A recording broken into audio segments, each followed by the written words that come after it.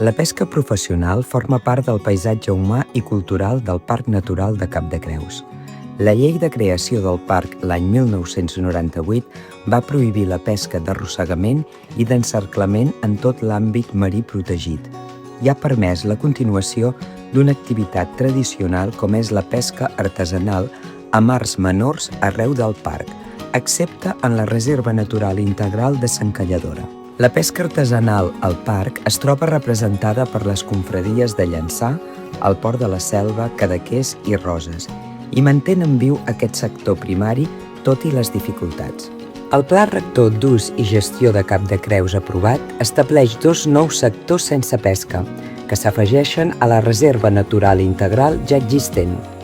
D'aquesta manera, l'àmbit marí del Parc Natural s'incrementa fins a 352,65 hectàrees lliures de pesca.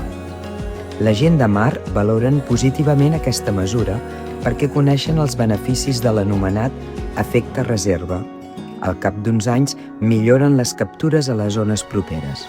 El PRUC estableix que no es pot pescar en àrees als sectors lliures de pesca, tret d'algunes excepcions establertes en el marc del Comitè de Cogestió de la Pesca Artesanal de Cap de Creus. Tampoc a 50 metres de les boies d'immersió. Cal avalisar les arts i ormeig amb la identificació del parc i comunicar-ne la pèrdua.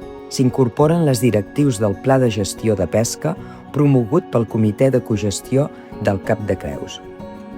La pesca artesanal i la conservació del medi natural poden conviure. El Cap de Creus és un exemple de com el respecte per la mar garanteix el futur de tothom.